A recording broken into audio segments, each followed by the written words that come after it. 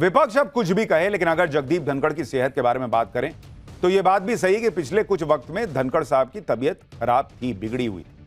जैसे 17 जुलाई को तत्कालीन उपराष्ट्रपति जगदीप धनखड़ जब दिल्ली की यमुना वाटिका और बांसेरा पार्क पहुंचे थे, वहां अचानक उनकी तबीयत बिगड़ गई। दावा तो यहां तक है कि वो अचानक बेहोश हो गए। इससे पहले 25 जून को नैनीताल में कार्यक्रम से पहले भी धनखड़ की तबीयत अचानक बिगड़ गई थी, वो बेहोश हो गए थे। इसी साल मार्च में उन्हें दिल की बीमारी के चलते दिल्ली एम्स में भर्ती कराया गया था। वो 3 दिन तक अस्पताल में रहे थे, उन्हें कुछ दिन आराम करने की सलाह दी गई थी। यानी ऐसा नहीं है कि जगदीप धनखड़ की तबीयत में कुछ था ही नहीं, कोई हेल्थ इशू था ही नहीं। हेल्थ इशू थे, ये दिख रहा है, लेकिन अचानक इस्तीफा देना क्या सिर्फ हेल्थ इशू से जुड़ा है? हेल्थ इशू एकमात्र फैक्टर था, यह बात आसानी से गले नहीं उतर रही, क्योंकि 12 दिन पहले ही यानी 10 जुलाई को जगदीप धनखड़ ने खुद एक कार्यक्रम में कहा था कि वो अगस्त 2027 तक रिटायर नहीं होने वाले। सुनिए उनका बयान, 10-12 दिन पहले उन्होंने क्या कहा। I will retire at the right time. August 2027. Subject to divine intervention. यानी जगदीप धनखड़ 12 दिन पहले खुद कह रहे थे कि मैं 2027 के पहले रिटायर नहीं होने वाला जब तक कि कोई देवीय इंटरवेंशन ना हो जाए। तो भाई उनको 12 दिन पहले पता नहीं था कि इतनी तबीयत खराब हो जाएगी कि मैं 2027 तक वाइस प्रेसिडेंट के पद पे कंटिन्यू नहीं कर पाऊंगा। इसलिए लोग कह रहे हैं कि इशू की जो इस्तीफे की वजह है वो सिर्फ हेल्थ इशू नहीं हो सकता। सवाल यह भी है कि अगर स्वास्थ्य कारण ही इस्तीफे की वजह है तो वो संसद सत्र के पहले दिन सदन को संचालित क्यों करते? सत्र से पहले भी इस्तीफा दे सकते थे, सत्र के पहले दिन अचानक इस्तीफा क्यों? दूसरी बात, कल शाम तक जगदीप धनखड़ के इस्तीफे की कोई चर्चा नहीं थी, कोई हवा नहीं थी। वो तो आज सुबह 10 बजे के लिए बिजनेस एडवाइजरी कमेटी का बैठक प्लान कर चुके थे। तीसरी बात, उनका 23 जुलाई का जयपुर जाने का दौरा तय था, यानी कल तक वो फ्यूचर प्लानिंग में लगे थे और रात को अचानक उनके इस्तीफे की खबर आ गई। चौथी बात, ऐसी कौन सी बीमारी है जिसके लिए छुट्टी नहीं मिलती, और ऐसी कौन सी बीमारी है जो 2027 तक ठीक नहीं होती? भाई लोग कह रहे हैं अगर कोई बीमारी भी थी तो छुट्टी लेके इलाज करा लेते। भाई 2027 तक कार्यकाल था। यही वजह है कि विपक्ष उनके इस्तीफे पर सवाल उठा रहा। अखिलेश यादव कह रहे हैं कि दाल में जरूर कुछ काला है। एक बार अखिलेश यादव को भी सुन। और अगर उन्होंने स्वास्थ्य को लेकर के रिजाइन किया है तो उनके पूरा सम्मान, और अगर फेयरवेल की दावत और जो फेयरवेल का एक ट्रेडिशन होता है, कम से कम सरकार को वो उनके लिए करना चाहिए। बीजेपी के लोग हालचाल नहीं पूछने जा रहे हैं, फेयरवेल नहीं हो रहा है, तो कहीं ना कहीं दाल में कुछ काला है। अगर जगदीप धनखड़ के इस्तीफे की वजह स्वास्थ्य नहीं है तो फिर सवाल है कि जगदीप धनखड़ ने इस्तीफा दिया क्यों? इसे लेकर सोशल मीडिया पर इंडी गठबंधन वाले 2 वीडियो वायरल कर रहे हैं। ये दोनों वीडियो कल की राज्यसभा की कार्रवाई के हैं। यानी इंडी गठबंधन ये माहौल बना रहा है कि कल में कुछ ऐसा कांड हो गया कि जगदीप धनखड़ ने अचानक से इस्तीफा दे दिया। पहले आप ये दोनों वीडियो देखिए, फिर बताऊंगा कि कैसे इन वीडियो को जगदीप धनखड़ के इस्तीफे से जोड़ा जा रहा है। The government is ready for comprehensive discussion. I will meet with the leaders, settle for a discussion, and I will ensure full-fledged discussion for as much time as you want. Nothing will go on record. Whatever I'll say, that will go on record. अब आपको यह बताता हूं कि कैसे इन दोनों video को दिखाकर विपक्ष मोदी सरकार के खिलाफ माहौल बना रहा है। दरअसल इसमें एक वीडियो में राज्यसभा के अंदर बीजेपी अध्यक्ष जेपी नड्डा विपक्ष से यह कह रहे हैं कि nothing will go on record. अब यह वीडियो दिखाकर यह माहौल बनाया जा रहा है कि जो बातें कहने का अधिकार सिर्फ सभापति को है, वो बातें बीजेपी के अध्यक्ष ने कह दी, जेपी नड्डा ने बतौर सांसद कह दी। उन्होंने सीधे सीधे चेयर का अपमान कर दिया और इसलिए जगदीप धनखड़ आहत हो गए। हालांकि जेपी नड्डा ने बाद में सफाई भी दी थी कि उन्होंने जो कुछ बोला था वो चेयर के लिए नहीं बल्कि टोका टोकी करने वाले विपक्षी सांसदों के लिए था। दूसरे वीडियो में जगदीप धनखड़ सभापति के तौर पर विपक्ष को आश्वासन दे रहे हैं कि वो ऑपरेशन सिंदूर के विपक्ष को चर्चा का पूरा मौका देंगे। उन्होंने सदन में विपक्ष के नेता मल्लिकार्जुन खड़गे को बोलने का पूरा मौका भी दिया। इसलिए यह कहा जाने लगा कि विपक्ष की साइड ले रहे थे और ऑपरेशन सिंदूर पर मल्लिकार्जुन खड़गे को बोलने का मौका दिया, इसलिए सरकार नाराज हो गई जगदीप धनखड़ से और उनका इस्तीफा हो गया। लेकिन ये दोनों ही बातें गलत है, क्योंकि जेपी नड्डा वाला वीडियो तो काट छाट कर चलाया जा रहा है, जबकि उसमें पहले चेयर से बैकग्राउंड में कहा जाता है कि nothing will go on record, जिसे नड्डा रिपीट करते हैं। अब पूरा वीडियो देखिए एक बार। Only what leader of the house will go on record. Only what leader of the house will go on record. Only what leader of the house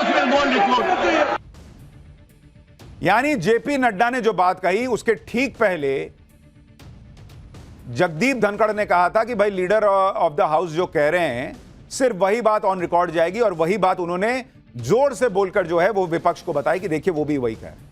तो काट छाट के वीडियो चलाया जा रहा और कहा जा रहा इसी से वो आहत हो गए, इन्होंने इस्तीफा दे दिया। दूसरी बात, जहां तक खड़गे को बोलने की बात है, बोलने देने की बात है, तो राज्यसभा में टाइम टू टाइम नेता विपक्ष को बोलने का मौका मिलता ही रहा है। जहां तक ऑपरेशन सिंदूर की बात है तो सरकार खुद चर्चा के लिए तैयार है। तो कोई ऑपरेशन सिंदूर पर बोलता है तो इससे सरकार को क्या परेशानी होगी? सरकार खुद कह रही है कि हम 25 घंटे की चर्चा करा लेंगे, तो मल्लिकार्जुन खड़गे थोड़ा बोल ही लिए, तो इसमें ऐसा क्या कांड हो गया भाई?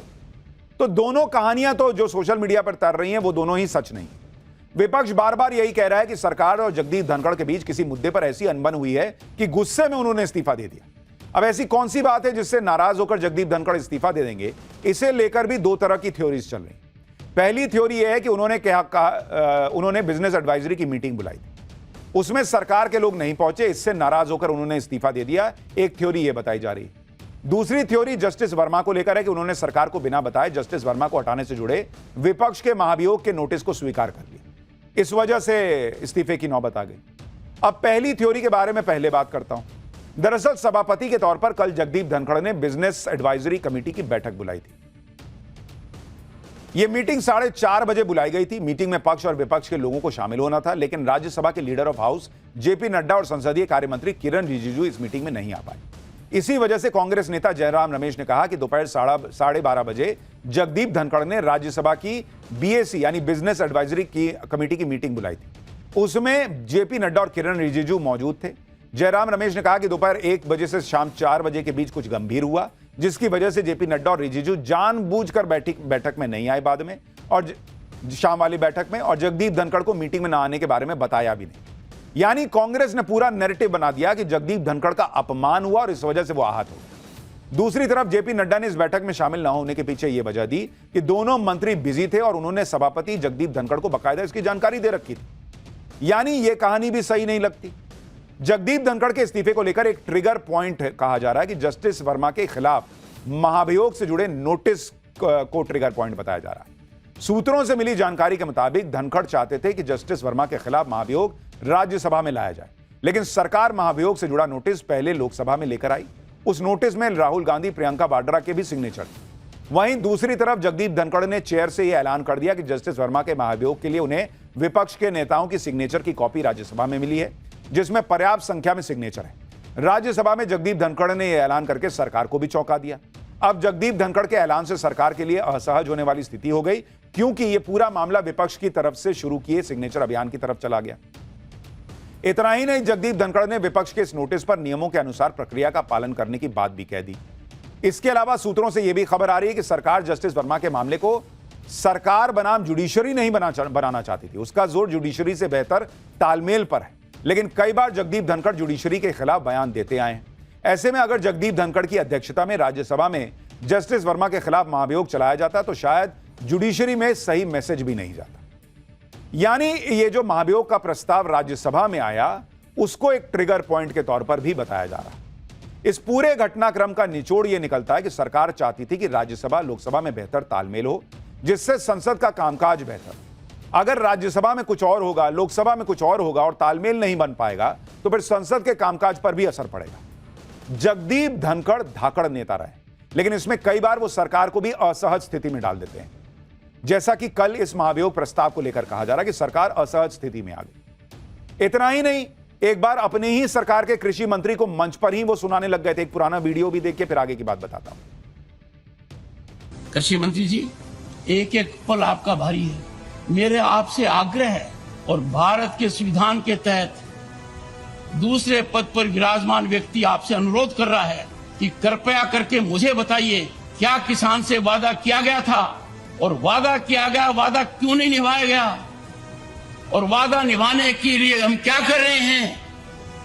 गत वर्ष भी आंदोलन था, इस वर्ष भी आंदोलन है, काल चक्कर घूम रहा है, हम कुछ कर नहीं रहे हैं। यह दिसंबर 2024 का बयान है, और यह बयान अभी ध्यान में रखिएगा, क्योंकि आगे जब मैं आपको बताऊंगा जो कहा जा रहा है कि नरेंद्र मोदी सरकार ने इस्तीफा ले लिया जगदीप धनखड़ का, यह बयान आपको तब याद रखना जरूरी हो। लेकिन आप देखिए कि ये वो सरकार है जो भाई रिकॉर्ड एमएसपी पे खरीद हो रही है, इसके आंकड़े हम आपको पाठशाला में बता चुके हैं। रिकॉर्ड जो है वो किसान सम्मान निधि का ट्रांसफर अकाउंट में हो रहा है। एमएसपी ऑलमोस्ट बढ़ते बढ़ते डबल के करीब पहुंच गई है पिछले कुछ सालों में। तो सरकार किसान के लिए जो करना है वो लगभग कर रही है। एमएसपी पे कानून की बात कर रहे थे जगदीप धनखड़ की, वो क्यों नहीं बना देते, जो कि कई एक्सपर्ट कहते हैं कि भाई फाइनेंशियली फिजिबल नहीं है कि आप कानून बना के एमएसपी की गारंटी दे दें। लेकिन मंच पे खड़े होकर आप अपने कृषि मंत्री को सुना रहे हैं, जबकि आप उसी सरकार का हिस्सा हैं। राष्ट्रपति की सरकार कही जाती है भाई, उपराष्ट्रपति उसी सरकार का हिस्सा तो हैं। तो मंच पे अपनी सरकार को क्रिटिसाइज करने की बजाय, ऐसी बात कहने की बजाय जो कि फैक्ट से मैच नहीं करती, अगर वो आप सामने सामने बैठ के करेंगे, ये उम्मीद की जा रही थी। लेकिन आप ये भी देखिए कि इस तरह की बातें कहने के बावजूद जगदीप धनखड़ के बारे में सरकार ने कुछ बोला नहीं। ये दिसंबर 2024 का बयान था। ऐसे में अगर कोई ये कहे कि किसी एक घटना की वजह से धनखड़ को सरकार से हटने के लिए कह दिया गया, तो इस बात पर यकीन करना मुश्किल है। फिर भी लोग ऐसी ऐसी थ्योरी चला रहे हैं जिन्हें सुनकर हंसी आ जाती है। जैसे ये बातें चल रही कि कल मोदी सरकार ने अपने सभी राज्यसभा सांसदों को बुलाकर उनसे खाली कागज पर साइन करवा लिया था।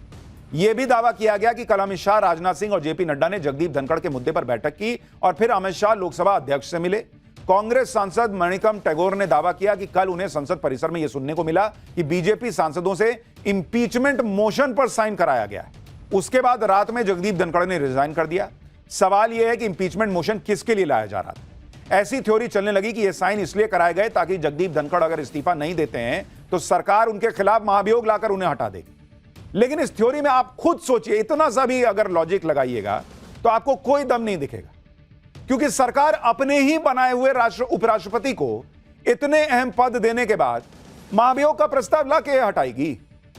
आप सोचिए कितनी एम्बैरेसमेंट होगी किसी सरकार के लिए कि वो जिस उपराष्ट्रपति को उन्होंने बनाया उनको महाभियोग का प्रस्ताव लाके हटाएंगे। नरेंद्र मोदी सरकार अपने पैर पे कुल्हाड़ी मार लेगी, ऐसा हो सकता है।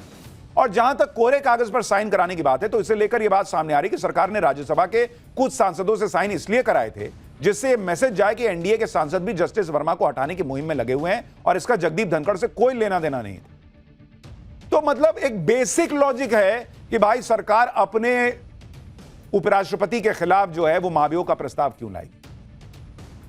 जो लोग भी ये माहौल बना रहे हैं कि इस धनखड़ से इस्तीफा ले लिया गया, वो लोग ये भूल जाते हैं ये नरेंद्र मोदी का स्टाइल ऑफ फंक्शनिंग नहीं है बॉस। जैसे आप सत्यपाल मलिक का उदाहरण देख लीजिए।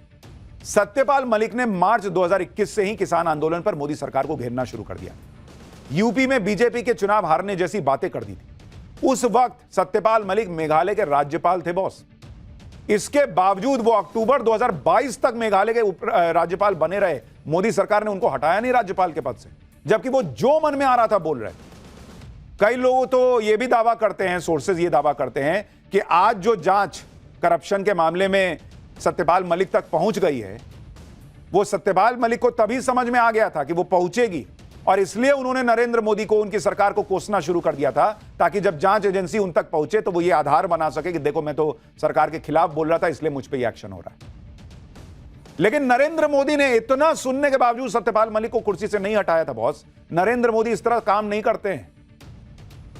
इसी तरह आप सुब्रमण्यम स्वामी का उदाहरण देख लीजिए। वो 2016 से 2022 तक राज्यसभा के सांसद रहे। आज भी वो बीजेपी के सदस्य हैं, जबकि सुब्रमण्यम स्वामी साल 2015 से मोदी सरकार और उनकी नीतियों के खिलाफ बेहद गंभीर सवाल उठाते रहे। यहां तक कि पर्सनल अटैक करते हैं नरेंद्र मोदी पर। लेकिन उनका राज्यसभा का कार्यकाल पूरा होने दिया गया। वो आज भी बीजेपी में है, उनको नहीं निकाला गया। आप यशवंत सिन्हा का उदाहरण देख लीजिए बॉस। कितना कुछ नहीं बोले यशवंत सिन्हा नरेंद्र मोदी को लेकर, लेकिन उनके बेटे जो हैं वो फाइनेंस मिनिस्ट्री में थे बॉस। उनको नहीं हटाया नरेंद्र मोदी ने मंत्री के पद से। बाद में कैबिनेट रिशफल हुआ तो किसी दूसरे को मौका मिला।